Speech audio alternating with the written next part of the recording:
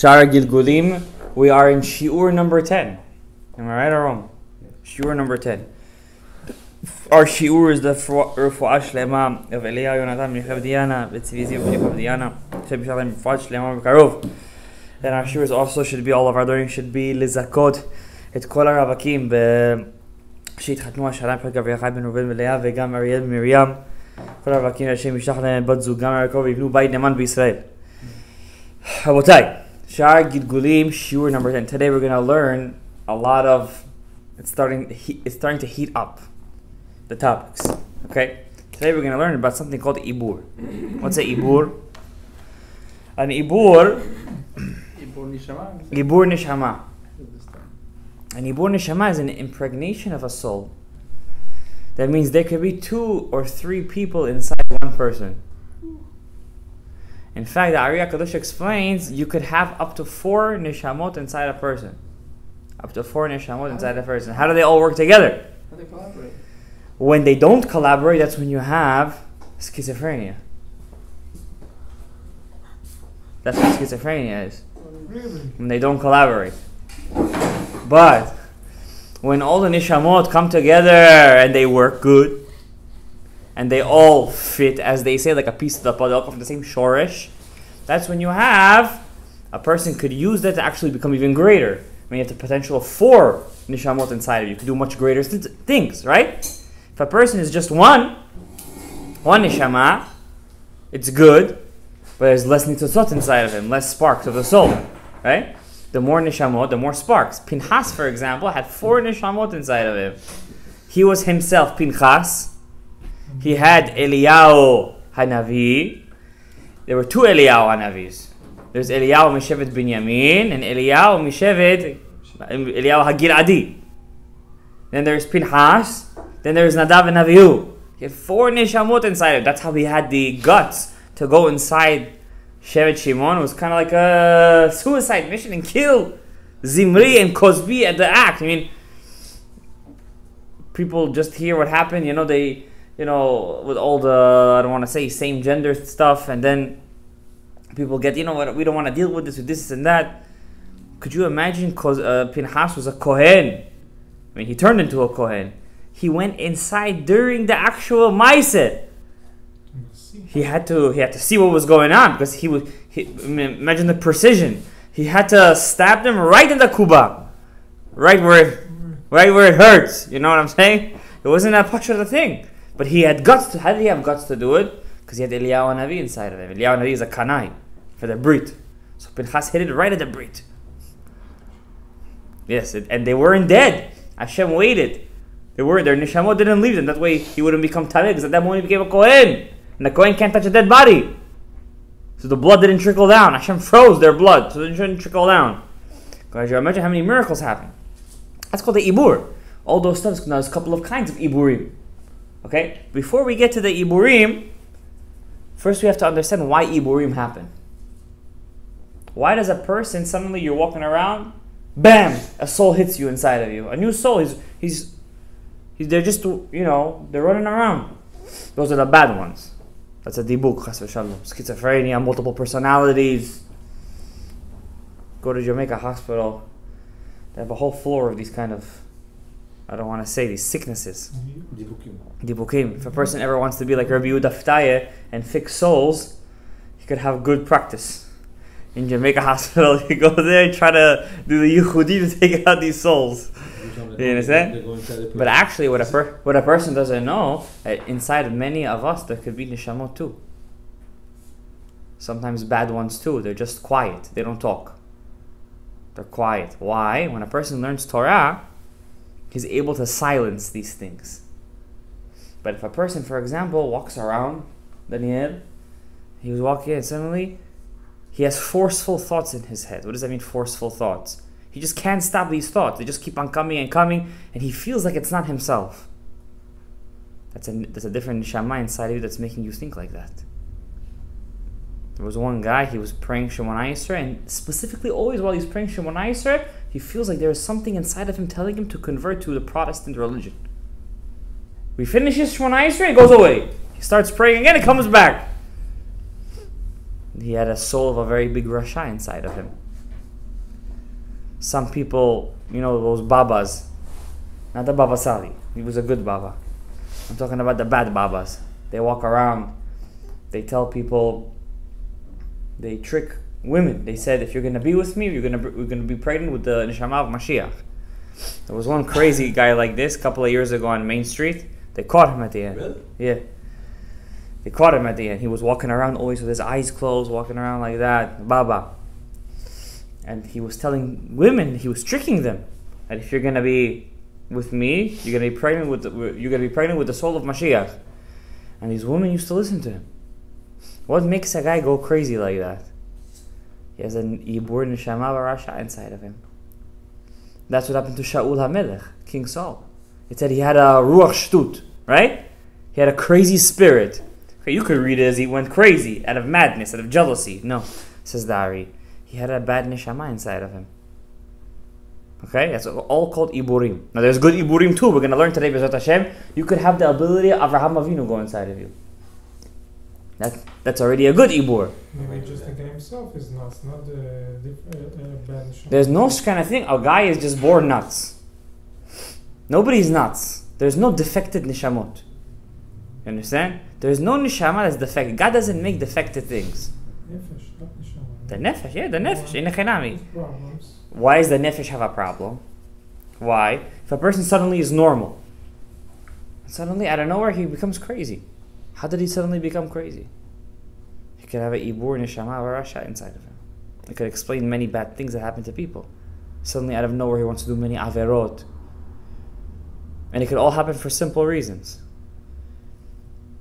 Around you there's an or makif. If you open it up, that aura is surrounding you, you open it up, you're giving space for these nishamot to go inside of you. How do you strengthen your or makif? You have to do mitzvot that deal with or makif. Tzitzit, sukkah, mikveh, all these kind of mitzvot strengthen your or makif. Okay, that's why never take off your tzitzit, says the Ari Kadosh. Even when you go to sleep, you have to wear your tzitzit. You don't have to, but trust me, the Ari said it's a good idea for you to do it, because when you're asleep, that's when the nishamot go inside. They find the leeway to go in. That's why the tzaddikim, when they go to sleep, they sleep with divrei Torah. There's a halacha I learned today. You're not allowed to say the pasuk of Shema Yisrael one after another. You can't say Shema Yisrael Echad. Shema Yisrael Echad. You can't do that. God forbid. It's like as if you're saying there's two gods. You could only say it one time. Shema Yisrael Hashem Elokeinu Hashem Echad. Some say, now let's say you want to say the whole Kriyat Shema. Shema v'ahavta v'haya and v'yomer. The whole parashiyot. You want to say twice, one after the other. Are you allowed to do that? Also not, says Maran. Maybe made a mistake. If you made a mistake, mutar. If you didn't make a mistake, you shouldn't do so. When can you do it? If you want to fall asleep while saying Kriyat Shema.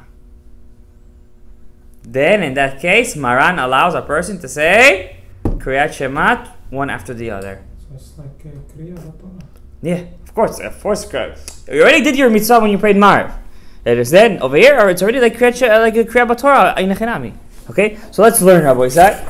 So we were in page Lamed Zayin in our book Lamed Zayin, if you remember, right? Yeah. His avad tzarich sheteda. So we have three guys over here. We have Reuben, we have Shimon, and we have Levi. We have three. There's three stooges over here. Okay. So tzarich sheteda, a person should know. When a person fixes his nefesh, Rabbi Gavriel, you fixed your nefesh. You got it all the way to the keter. All the way to the crown. And it comes back in a gilgul from Reuven to Shimon. Why does it come back in a gilgul? To take its ruach. Now, according to this, what does that mean? That when the nefesh one comes back, it comes back with all of its parts, right? That seems to contradict what I told you. That the parts that's fixed, it stays, right? So I want to read to you, if you go back one page, just 3 lines from the review Daftaye. He has notes on the Shara Gilgulim. You see on the side? The notes? You see that? Yeah, over there. Has Kihine Kishechozer Bagilgul Letaken Sha'ar Chelkei HaNefesh. When a person comes back in a Gilgul to fix his nefesh, Daniel, That's your first time in this world. When you come back to fix your nefesh, שאר החלקים שנתקנו בגלגול הראשון לא יחזרו עם הנפש בגלגול. The parts that you already fixed stay up there, or there would be no end to this world. You would keep on coming back and back and back and back and back. There would be no end. This world would go for 1,000,000 years. But the Gemara says only till 6,000 years. Reuven had a nefesh, right? Who gets judged? Reuven had a nefesh. His nefesh is made out of pieces, right? Like your body is made out of pieces, 613 pieces, right? Now he only fixed, let's say, 50 pieces, Reuven. Now when the nefesh comes back into a new guy, to Shimon, to get his ruach also, those 50 pieces that Reuven fixes, Rabbi Yehuda Ptaya, doesn't come back to Shimon. The ones that he fixed don't go to Shimon. It stays in Gan Eden. Doesn't that make him a little bit less? Absolutely. The first Gilgul is always the strongest. The first Gilgul, how could you know if your Gilgul is very strong?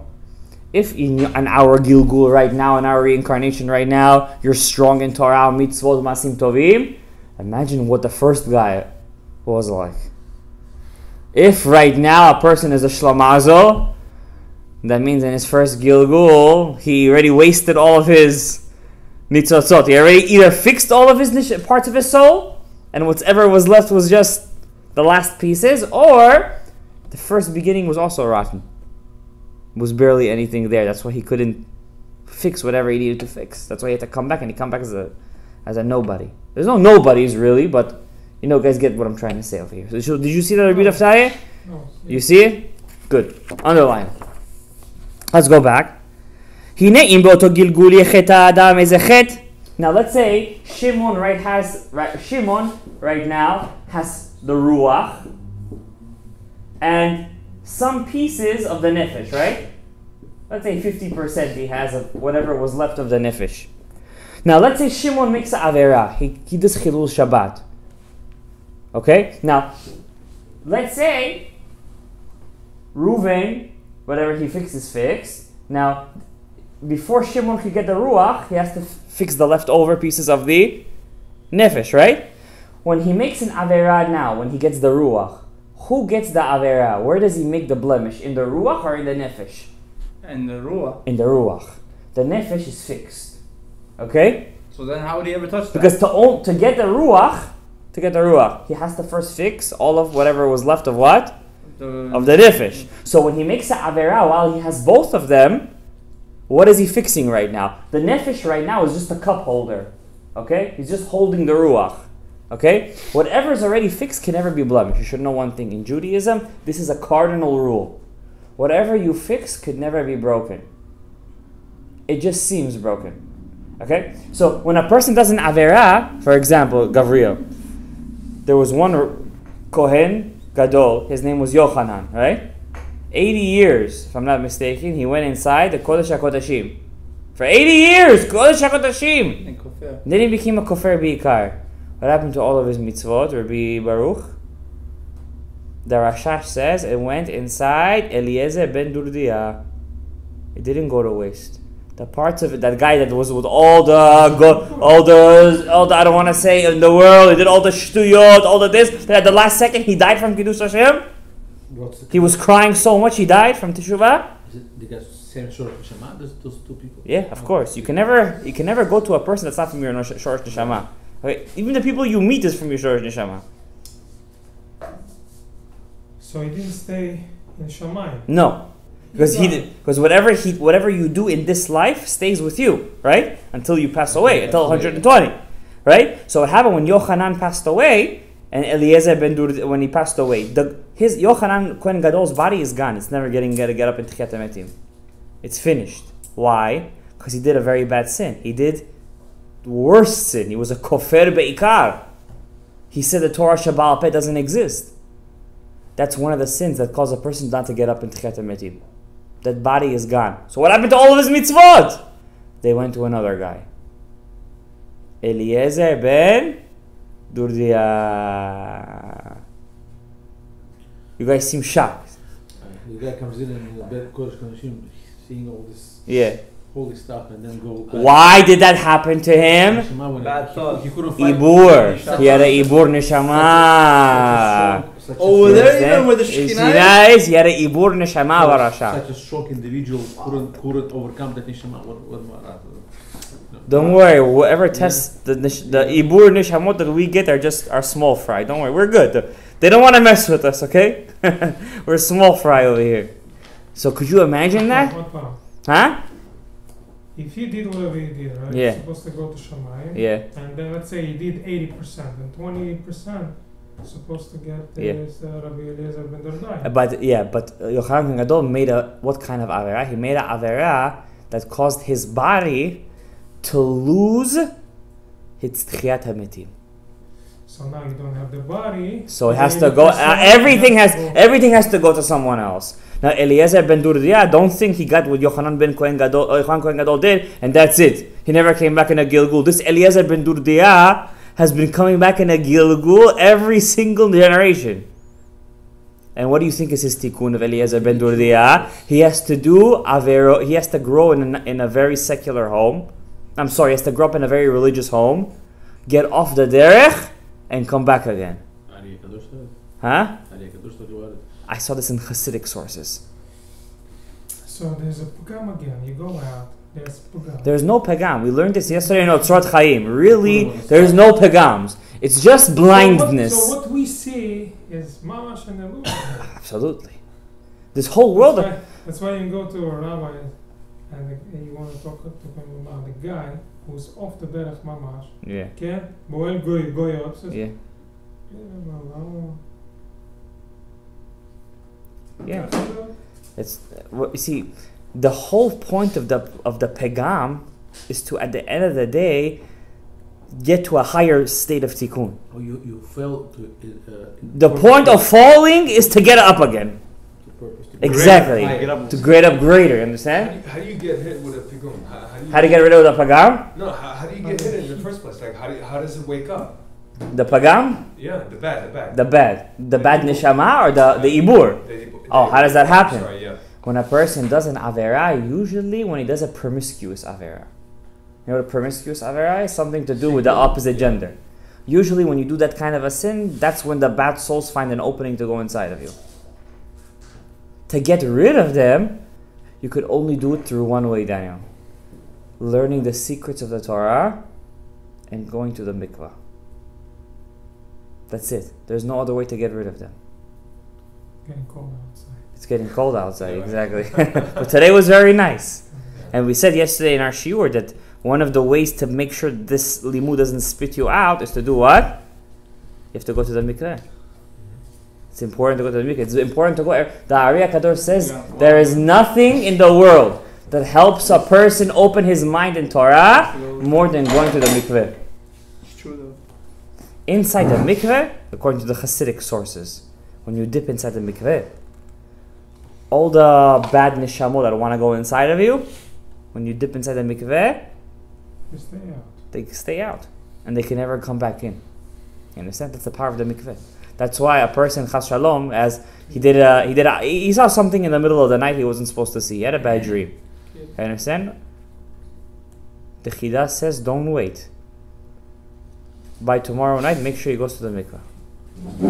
By Shkia, make sure he goes to the mikveh. Okay? If you go to the mikveh within 24 hours of being Tevilat Ezra, that's what they call, you could kill all the Malachei Chabala that you created. And Rabbi Yehuda Ptaya brings this down in his book Matok LaNefesh. That's the power of the mikveh. But only with the Tikkun HaKlali, no? You said? That's what Rav Nachman Mebreslov added that. No, but that's just this mikveh you can do. Yeah, this is just the mikveh. Okay? The Rav Nachman Mebreslov says you have to go to the mikveh and say the Tikkun HaKlali. Okay? But don't think if you just read Tikkun HaKlali, that's it, everything is going to be fine in your life. Obviously not. Okay? Now let's continue. So when a person, so Shimon over here, he sins while he has a nefesh and the ruach. Which one gets the sin? The ruach. Now to fix the ruach is much easier than to fix a nefesh. But as long as he doesn't fix the ruach, guys, he'll never get his neshama. Wait, can you just say what you said? You said that it's much easier to fix the ruach than the nefesh? Absolutely. Because when you fix a ruach, don't forget, in its original form, it's already naturally cleaner.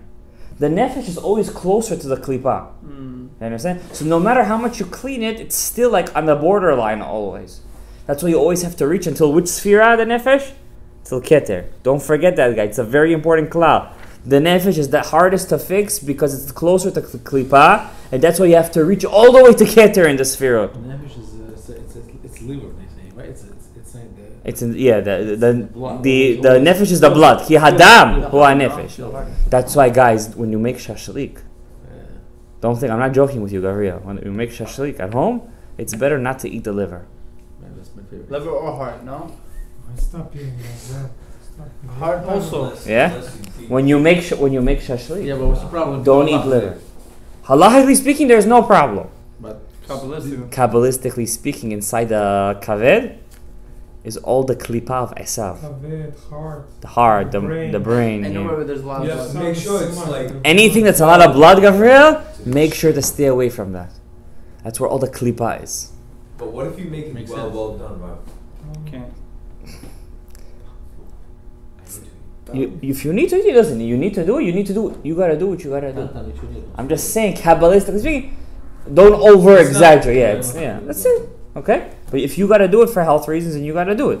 Do you know the liver is the only organ? Tank is no problem. Is the only organ that could regenerate? Yes. Build himself. Yeah. It builds itself. You know why? Because it's the home of the nefesh. Okay, it's the home of the desire to receive. The liver? I would think the heart, no? The heart is the ruach already. What does the heart do? It beats. Understand? It has ruach inside of it. It beats. Okay? Neshama is where you think. Where does the neshama stay usually? In the head. Okay? Continue.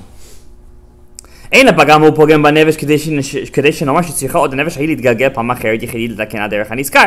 So the nefesh never gets פגם once it's already fixed.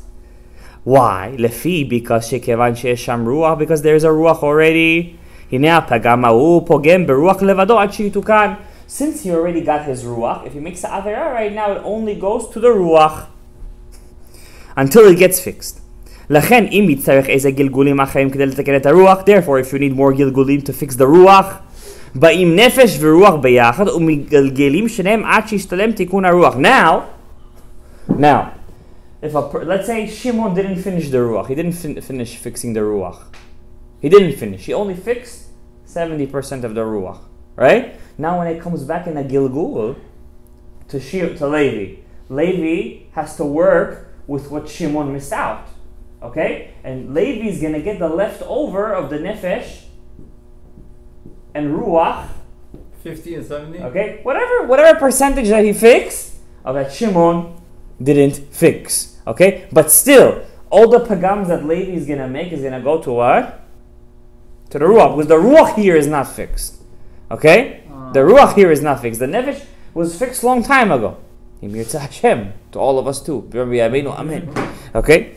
Wait, but you said 50% is only going to go. I don't get it. Now, let's say, so ask the question. What's the question over here? You just said 50% was right? Okay. And he had the ruach. He's catching a good question, yeah?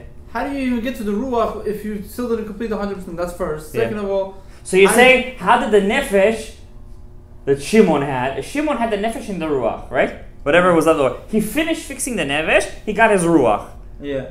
Now he didn't finish his ruach. Why? You're asking why should the nefesh come back over here? Yeah. It's an amazing question. It's an amazing question.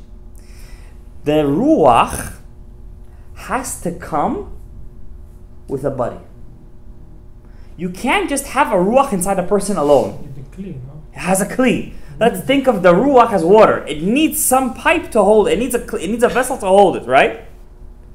Sometimes the nefesh is fixed, but it's also not fixed. In what case is that? Let's say with your nefesh, you did all the mitzvot and you didn't do any averot. You just missed one mitzvah, I'm sorry. You didn't do shiluach haker in your life. You didn't send the mother bird away. In that case, the nefesh comes back into Levi or into Shimon as a holder for the ruach, but he's just there for a temporary amount of time until he gets the mitzvah that he missed. But the averot that Levi and Shimon do don't go to the nefesh, Because technically speaking, the nefesh is there as what? It's a cup. As a cup holder, a guest. He's just doing a favor to the ruach. Do you understand what I'm saying? So he doesn't step there. He doesn't. He comes down to help out his ruach. You asked an amazing question. Good catch. He does not get damage. Huh? He does. That's exactly what he's saying. He doesn't get damaged. He's just there. How you saying as a guest? Partner. As a partner, just helping him out. Okay, that's called gilgul hadome leibur. Okay, it's a gilgul that's like an ibur. Okay, it's not really an ibur, and it's not really a gilgul. It's a gilgul hadome leibur. We're gonna get into it in the next chapters, Bezrat Hashem. Okay, we're towards the end of chapter 2. Okay, so we said the ruach. Therefore, if you need more gilguls to fix the ruach, the nefesh and the ruach come back again, and they come back in a gilgul, both, until the ruach is fixed.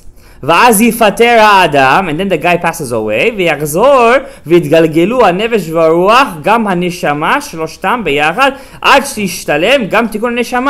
then, let's say Levi fixed the nefesh and the ruach. Now we have over here, I don't know, let's call him Israel. Israel then gets, after Levi finishes the ruach, he has to die. You can't have nefesh, ruach, and neshama all together in one body after Reuven couldn't do it. Once Reuven can't do it, You're talking the original story. the original one, if he couldn't do it, now the rest, Shimon, Levi, and Yisrael, to get the next parts of the soul, they have to die.